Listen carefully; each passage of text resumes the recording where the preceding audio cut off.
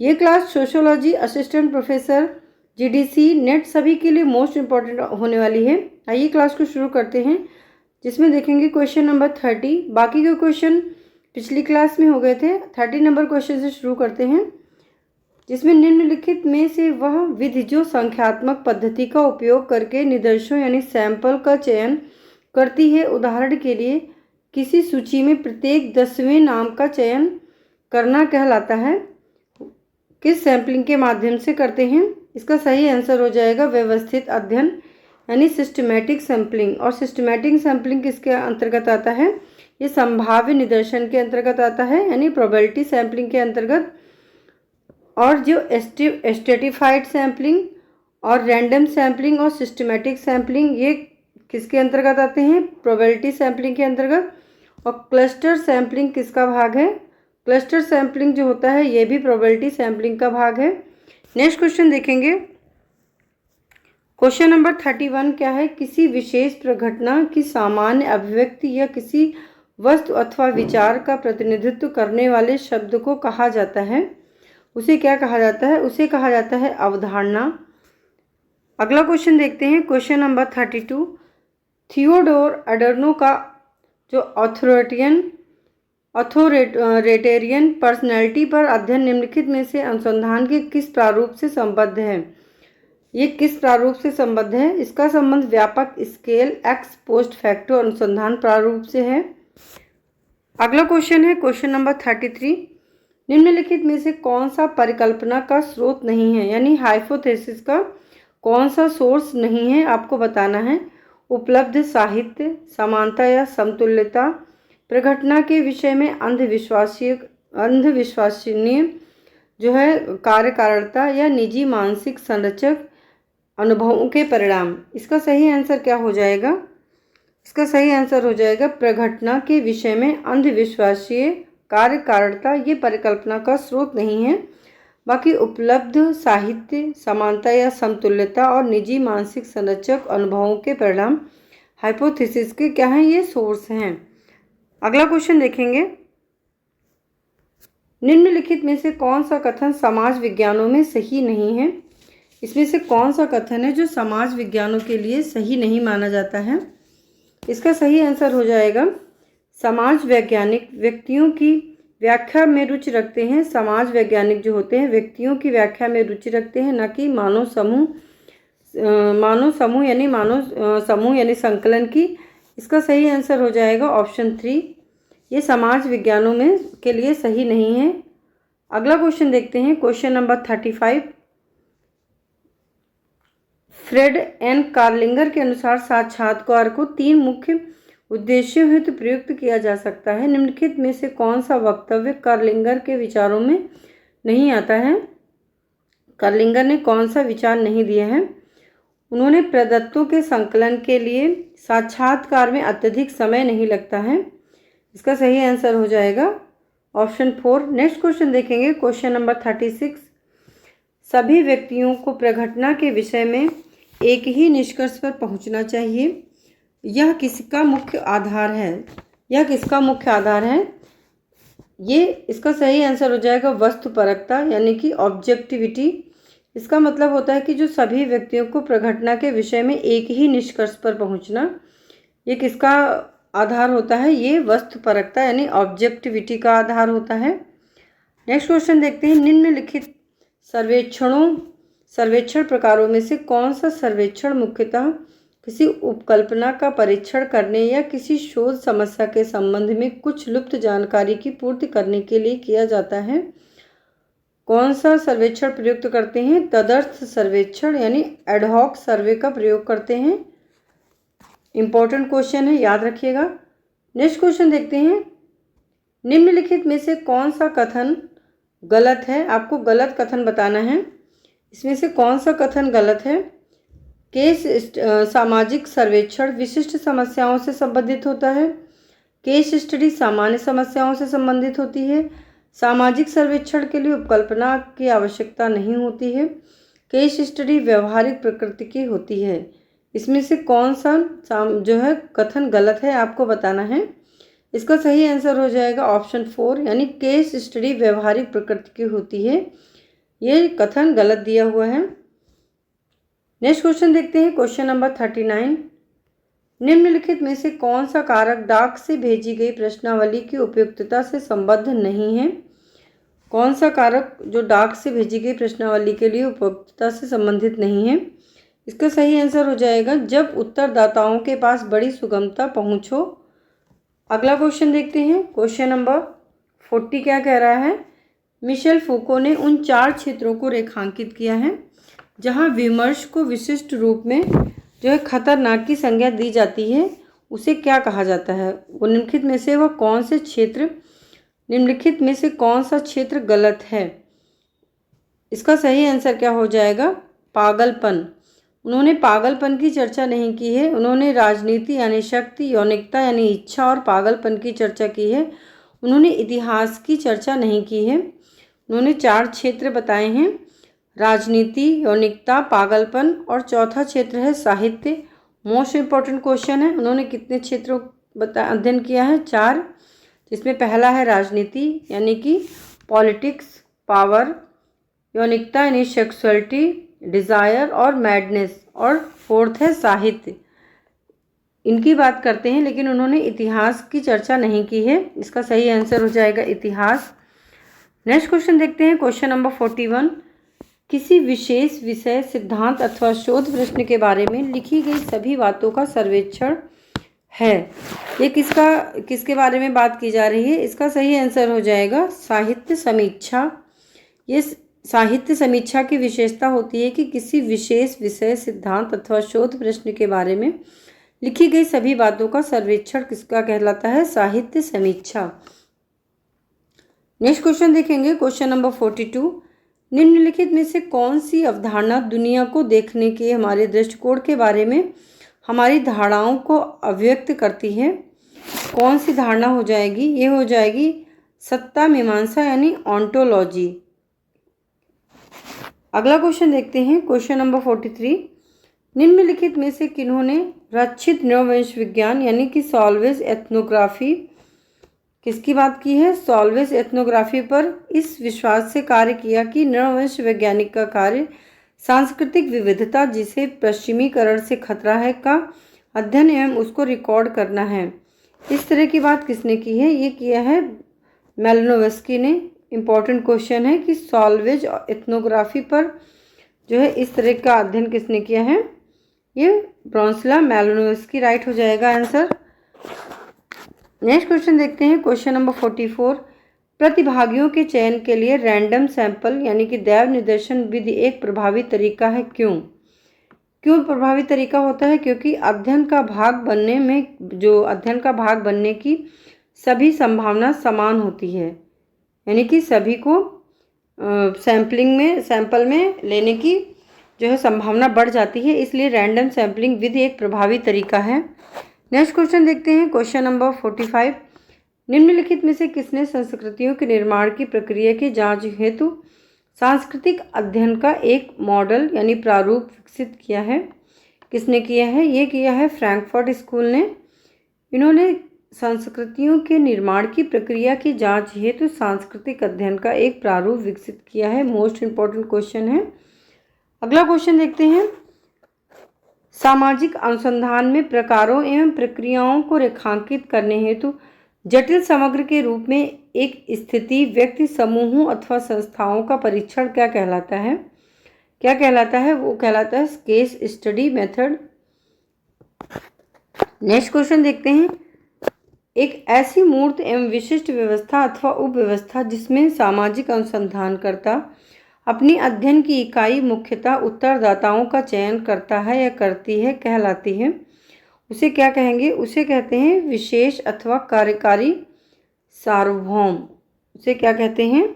Special और working universe कहते हैं। नेक्स्ट क्वेश्चन देखते हैं, निम्नलिखित में से कौन सा शोध का उद्देश्य नहीं है? इसमें से कौन सा शोध का रिसर्च का उद्देश्य नहीं है? अन्वेषण ये है, विवरण भी उद्देश्य होता है, व्याख्या भी उद्देश्य होता है, लेकिन इसका सही आंसर हो जाएगा प्रयोग।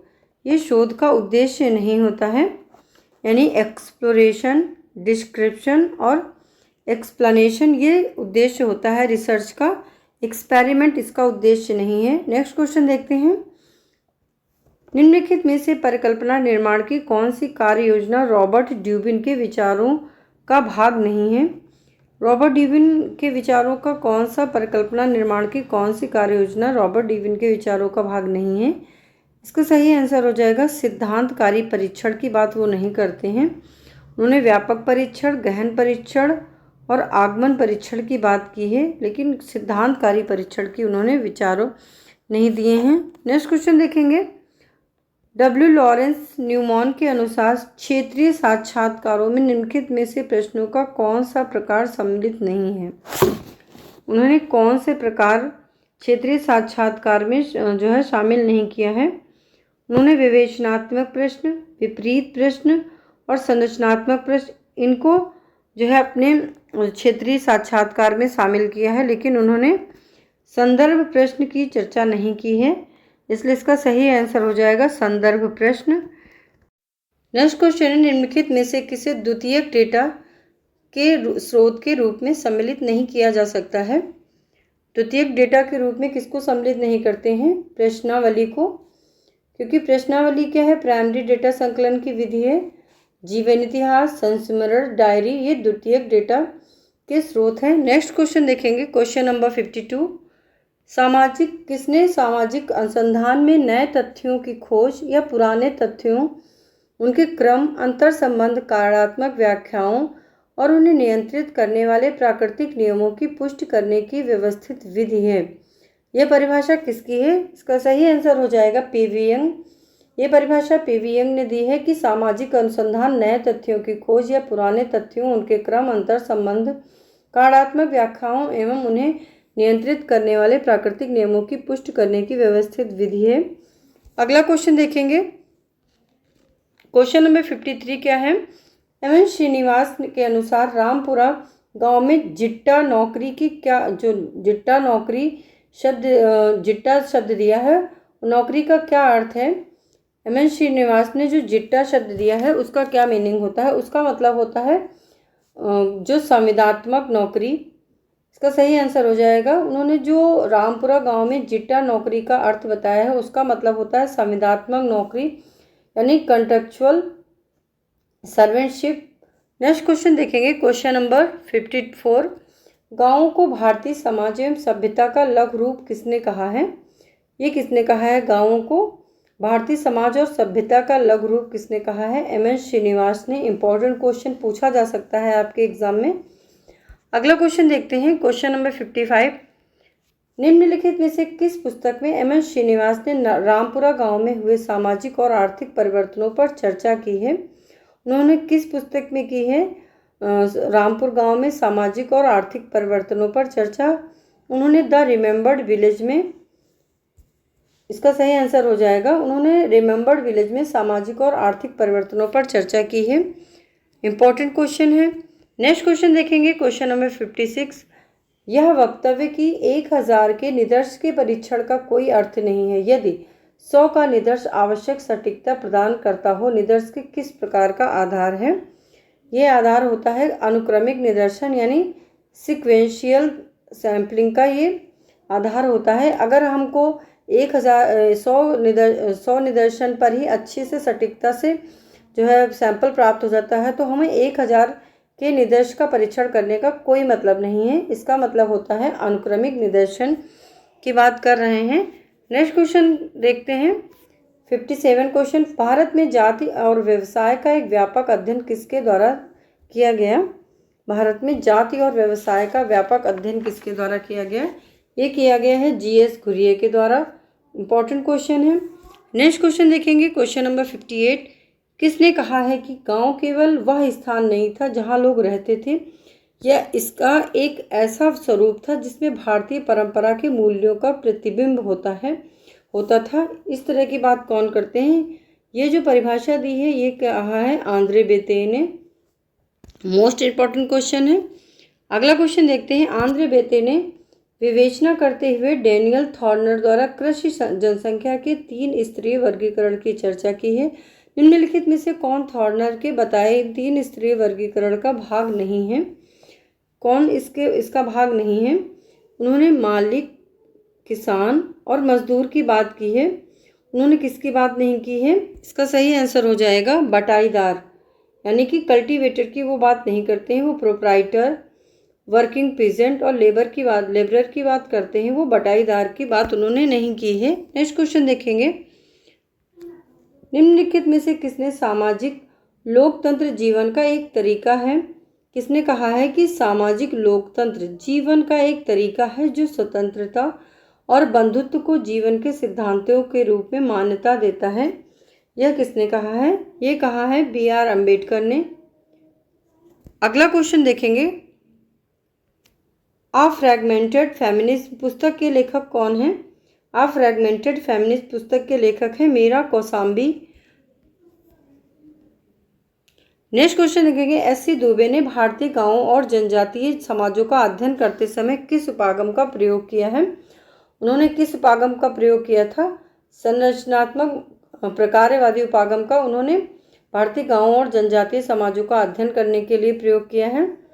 अगला क्वेश्चन देखेंगे, क्वेश्चन नंबर 63, भारतीय ग्रामीण समुदायों के हमारे अध्ययन में यह उपयोगी हो सकता है कि संदर्भित क्लासिकल एवं स्थानीय परंपराओं के साथ साथ क्षेत्रीय, पश्चिमी और उभरती राष्ट्रीय परंपराओं को भी विचारा जाए। ये किसने कहा है? इसका सही आंसर हो जाएगा S.C. दुबे ने। S.C. दुबे ने बहुल परंपरा या पंच परंपरा का कॉन्सेप्ट दिया है, उसी से ये क्वेश्चन बनाया गया है। नेक्स्ट क्वेश्चन देखेंगे, और इनकी एक मोस्ट इंपॉर्टेंट बुक है S.C. दुबे की, the study of complex culture. अगला क्वेश्चन देखते हैं, M.S. राव के अनुसार निम्नलिखित में से कौन सा कारक सामाजिक आंदोलनों की उत्पत्ति से संबंधित नहीं है? M.S. राव ने जो सामाजिक आंदोलन दिए हैं, उन्होंने कौन सी सामाजिक आंदोलन की उत्पत्ति का कारक नहीं है, उनके द्वारा कौन सा नहीं बताया गया है? तो जातिवाद इसका सही आंसर हो जाएगा। उन्होंने जातिवाद की चर्चा नहीं की है। इसके अलावा सापेक्षिक वंचन, संरचनात्मक दबाव, पुनरुद्धार की बात करते हैं। नेक्स्ट क्वेश्चन देखते हैं, निम्नलिखित में से किस समाजशास्त्री ने गोदान, रंगभूमि यानी प्रेमचंद, मैला आंचल, तीसरी कसम, फणीश्वरनाथ रेणु और आधा गांव, राही मासूम रजा और उपन्यासों को भारत में सामाजिक परिवर्तन और ग्रामीण मनोस्थिति को समझने हेतु सामाजिक दस्तावेज की संज्ञा दी है? इस तरह ये बात कौन करता है? ये जो दिया है इसका सही आंसर हो जाएगा S.C. दुबे ने इस तरह की बात की है। नेक्स्ट क्वेश्चन देखेंगे, क्वेश्चन नंबर 66 क्या है? मीरा कौशाम्बी की कृति बॉम्बे इन ट्रांजिशन किसका उदाहरण है? जो मीरा कौशाम्बी ने एक बुक लिखी है बॉम्बे इन ट्रांजिशन, वो किसका उदाहरण है? वो केस स्टडी का एग्जाम्पल है। नेक्स्ट क्वेश्चन देखेंगे, क्वेश्चन नंबर 67, निम्नलिखित में से कौन सी कृति S.C. दुबे से संबद्ध है? इसमें से कौन सी S.C. दुबे द्वारा लिखी गई बुक है?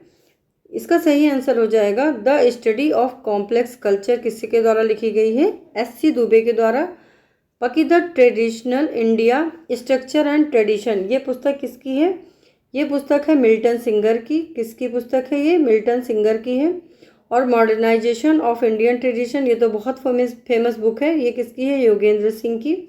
और social background of Indian nationalism, ये पुस्तक किसकी है? ये है A.R. देसाई की। इंपॉर्टेंट क्वेश्चन है। अगला क्वेश्चन देखते हैं, किसने कहा है कि दलित नारीत्व को मिटा दिया गया है और उन्हें जाति विरोधी आंदोलनों से बाहर रखा गया है, जिसका नेतृत्व मुख्यतः पुरुष करते हैं और पुरुषों को ही लाभ पहुंच रहा है? इस प्रकार की जो बात की है, ये इसका सही आंसर हो जाएगा शर्मिला रेगे। हार्दिक, किसके अनुसार 1951 की जनगणना रिपोर्ट के प्रकाशन के बाद समाज वैज्ञानिकों ने शहरी अध्ययन में वास्तविक रुचि दिखाई, जिससे भारत में शहरी जनसंख्या की वृद्धि स्पष्ट रूप से सामने आई? ये किसने कहा है? इसका सही आंसर हो जाएगा M.S. राव। नेक्स्ट क्वेश्चन देखेंगे, क्वेश्चन नंबर 70 क्या है? किसने कहा है कि वे जनजातियां जिन्होंने अतीत में जातिगत पहचान अपना ली थी, अब उसे सामूहिक रूप से त्याग रही हैं और अपने जनजातीय स्वरूप एवं विशिष्टता को दृढ़ता से सुदृढ़ कर रही हैं। ये किसने कहा है? ये कहा है वर्जीनियस खाका ने। और एक परिभाषा दी है जजमानी व्यवस्था की, मोस्ट इम्पॉर्टेंट है जो है के पोलानाई ने। उन्होंने क्या कहा था? जजमानी व्यवस्था को पुनर्वितरण व्यवस्था के रूप में कल्पित किया है के पोलानाई ने। इम्पॉर्टेंट जो है परिभाषा दी गई है उनके द्वारा। नेक्स्ट क्वेश्चन देखते हैं, भारत में सबअल्टर्न अध्ययन के संस्थापक कौन हैं? जो सबअल्टर्न पर्सपेक्टिव है, स्टडी है, उसके संस्थापक कौन है भारत में? इसका सही आंसर हो जाएगा रणजीत गुहा। आपको पूछा जा रहा है कि जो सबअल्टर्न स्टडी है उसके फाउंडर कौन है, तो कौन हो जाएंगे? रणजीत गुहा। बाकी ग्रामशी, अंबेडकर और शाहिद अमीन, ये सब लोग सबअल्टर्न पर्सपेक्टिव से ही जुड़े हैं। नेक्स्ट क्वेश्चन देखेंगे, किसने कहा है किसान अपने इतिहास का निर्माता स्वयं होता है? ये किसने कहा है? ये कहा है रणजीत गुहा ने। इम्पोर्टेंट जो है परिभाषा है कि किसान अपने इतिहास का जो है निर्माता स्वयं होता है, ये कहा है रणजीत गुहा ने। नेक्स्ट क्वेश्चन देखते हैं, मीरा कौशाम्बी एवं जे.ई. ब्रुश के अनुसार 3 इंडो ब्रिटिश बंदरगाह नगरों पोर्ट सिटीज़ कलकत्ता, बम्बई और मद्रास में क्या सामान्य पैटर्न पाया गया है? उसमें कौन सा सामान्य पैटर्न पाया गया है? इसका सही आंसर है यूरोपियन गार्डन उपनगरों का निर्माण। अगला क्वेश्चन देखेंगे, क्वेश्चन नंबर 74 क्या है? वर्जीनियस खाका के अनुसार किनकी शामन अवधि में विभेदों को दर्शाने वाली तत्कालीन विद्यमान श्रेणियों जैसे धर्म, क्षेत्र, भाषा एवं जाति के साथ एक नवीन श्रेणी की जनजाति को जोड़ा गया है? इसका सही आंसर हो जाएगा ब्रिटानी शासन यानी ब्रिटिश रूल्स। नेक्स्ट क्वेश्चन देखेंगे, अपनी पुस्तक ब्लैक फेमिनिस्ट थॉट में किसने आउटसाइडर विद इन शब्द प्रस्तुत किया है? जो है ब्लैक फेमिनिस्ट थॉट में किसने आउटसाइडर विद इन शब्द प्रस्तुत किया है? किसने किया है? इसका सही आंसर हो जाएगा पैट्रिशिया हिल कॉलिंस ने किया है। इम्पॉर्टेंट क्वेश्चन है, पूछा जा सकता है। नेक्स्ट क्वेश्चन देखते हैं, एन.के. बोस ने अपनी पुस्तक the structure of Hindu society में किस परिप्रेक्ष्य का उपयोग किया है? एन.के. बोस ने कौन सा परिप्रेक्ष्य अपनी पुस्तक the structure of Hindu society में अपनाया है? उन्होंने सभ्यता मूलक परिप्रेक्ष्य यानी कि सिविलाइजेशन पर्सपेक्टिव को अपनाया है। अगला क्वेश्चन देखेंगे, किसने उल्लेख किया है कि जनजातीय लोगों के उत्थान के लिए उठाए गए विभिन्न उपायों को आमतौर पर 3 श्रेणियों में विभाजित किया गया है? सुरक्षात्मक, गत्यात्मक और विकासात्मक, यानी कि प्रोटेक्टिव, मोबिलाइजेशन और डेवलपमेंटल। इस तरह की बात कौन करते हैं? इसका सही आंसर हो जाएगा वर्जीनियस खाका। अगला क्वेश्चन देखेंगे, क्वेश्चन नंबर 78 क्या है? एंथ्रोपोलॉजिकल सर्वे ऑफ इंडिया सन 1985 में के द्वारा द पीपल ऑफ इंडिया पर प्रारंभ प्रोजेक्ट के अनुसार कुछ राज्यों में उनकी कुल जनसंख्या में अनुसूचित जनजातियों का अनुपात न्यूनतम है। निम्नलिखित में से कौन से राज्य का उनमें नाम नहीं है? कौन से राज्य का उसमें नाम नहीं है? इसका सही आंसर हो जाएगा पश्चिम बंगाल। नेक्स्ट क्वेश्चन देखेंगे, निम्नलिखित में से किसका यह मत है कि जनजातीय विक्षोभ सांगठनिक चरित्र केवल वहीं ग्रहण करता है जहां वृहद समरूपीय एवं भू स्वामित्व वाला समुदाय है जो कि सापेक्षिक रूप से एक मजबूत आधार रखता है? इस तरह की बात कौन करते हैं? इसका सही आंसर हो जाएगा के.एस. सिंह। अगला क्वेश्चन देखेंगे, question number 80, modernity, post modernity and new sociological theories पुस्तक के लेखक कौन है? क्या पुस्तक है? Modernity, post modernity and new sociological theories जो बुक है वो किसकी है? इसका सही आंसर हो जाएगा दीपांकर गुप्ता। इनकी एक बहुत फेमस पुस्तक है मिस्टिकल मॉडर्निटी, बहुत सारे एग्जाम में पूछी जा चुकी है। दीपांकर गुप्ता की बुक है और ये पुस्तक भी दीपांकर गुप्ता की है। पूछी जा सकती है कि modernity, post modernity and new sociological theories किसकी बुक है? ये हो जाएगी दीपांकर गुप्ता की।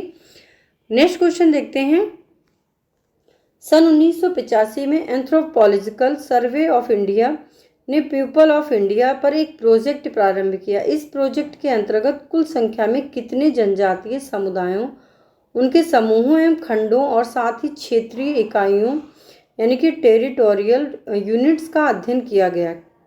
कितने क्षेत्रीय इकाइयों का अध्ययन किया गया? 635 इसका सही आंसर हो जाएगा।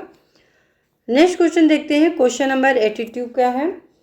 निम्नलिखित में से कौन सभ्यता मूलक परिप्रेक्ष्य से संबंधित नहीं है? कौन सभ्यता मूलक परिप्रेक्ष्य से संबंधित नहीं है?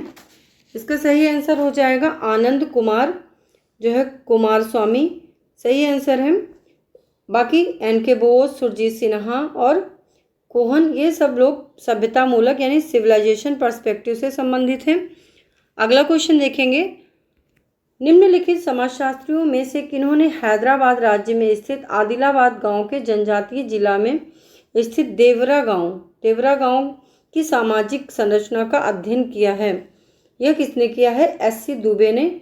इम्पोर्टेंट क्वेश्चन है, पूछा जा सकता है कि देवरा गांव की सामाजिक संरचना का अध्ययन किसने किया है? वो किया है एस.सी. दुबे ने। और एफ.जी. बेली ने किसका अध्ययन किया है? इन्होंने बेसीपारा गांव का अध्ययन किया है। नेक्स्ट क्वेश्चन देखते हैं। क्वेश्चन नंबर 84 क्या है? यह किनका मत है कि लिंग एक जीवंत यथार्थ है?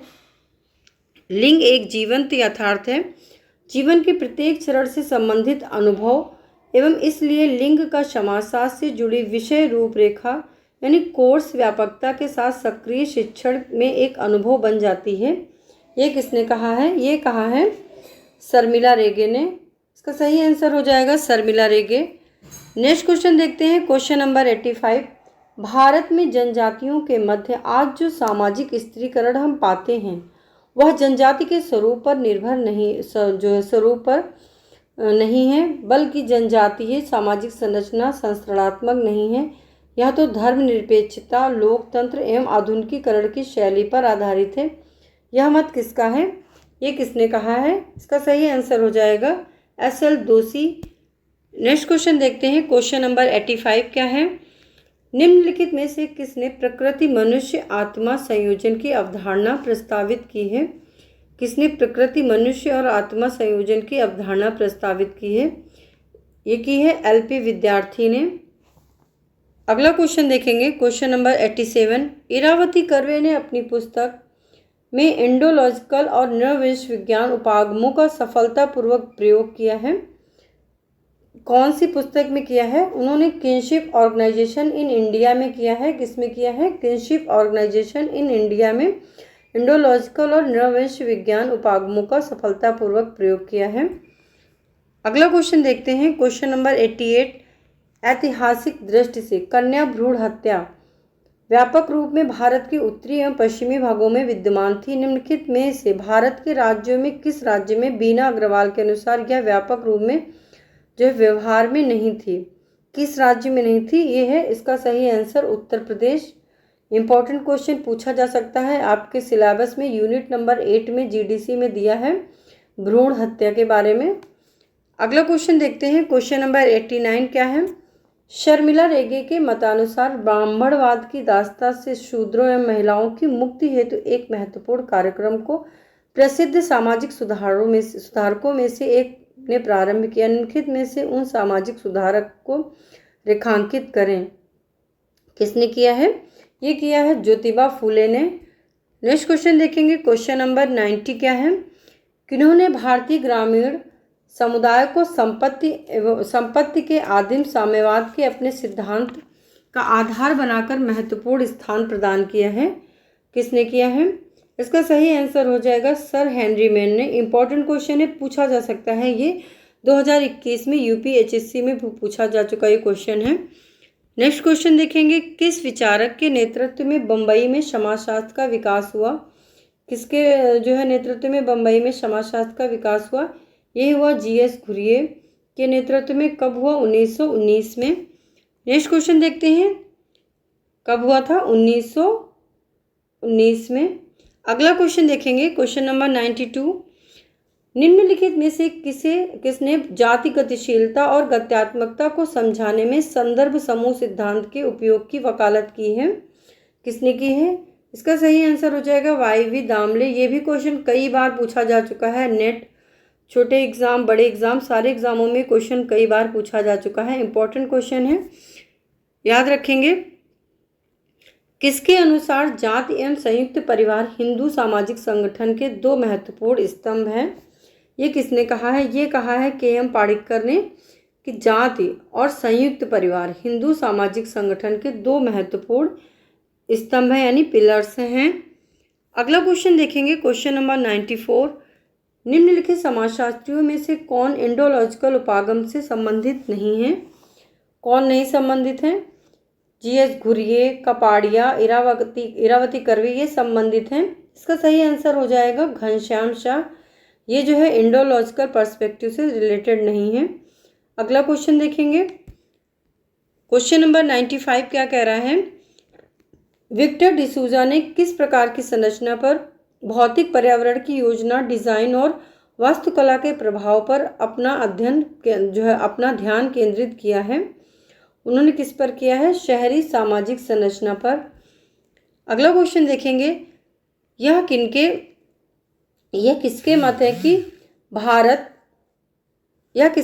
कि भारत इंडोलॉजिकल स्कूल में स्वयं को रखकर हमने सर्वप्रथम यह सीखा है कि भारत एक है, पारंपरिक उच्च सांस्कृतिक सभ्यता का अस्तित्व एवं प्रभाव बिना किसी प्रश्न के भारत की एकता को अभिव्यक्त करता था। ये बात किसने की है? ये कहा है ड्यूमो एवं डी.एफ. पिकॉक के द्वारा कहा गया है कि इंडोलॉजिकल स्कूल में स्वयं को रखकर हमने सर्वप्रथम यह सीखा है कि भारत एक है, और भारत क्या है? एक है, पारंपरिक उच्च सांस्कृतिक सभ्यता का अस्तित्व एवं प्रभाव बिना किसी प्रश्न के भारत की एकता को अभिव्यक्त करता था। इंपॉर्टेंट क्वेश्चन है, मोस्ट इंपॉर्टेंट क्वेश्चन है, रिपीट हो सकता है। अगला क्वेश्चन देखते हैं, क्वेश्चन नंबर 97।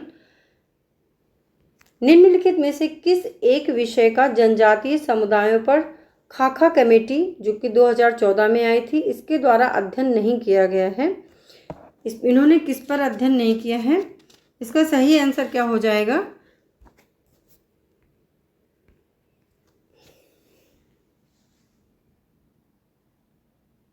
भूमि अलगाव, विस्थापन और बाध्यता मूलक प्रवसन। अगला क्वेश्चन देखते हैं, क्वेश्चन नंबर 98 क्या है?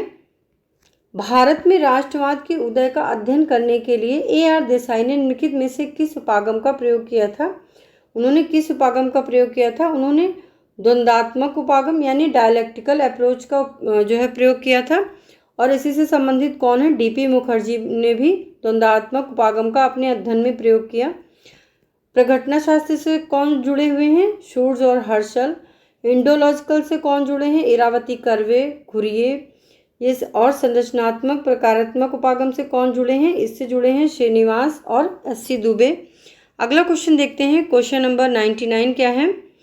इसमें आपको अध्ययन और विद्वान से मिलान करना है। कानपुर का अध्ययन किसने किया था? कानपुर का अध्ययन किसने किया है? ये हो जाएंगे डी.एन. मजूमदार। दिल्ली का अध्ययन किसने किया है? ये किया है ए. बोपे गामेज ने। कलकत्ता का अध्ययन किसने किया है? एन.के. बोस ने। और ग्रेटर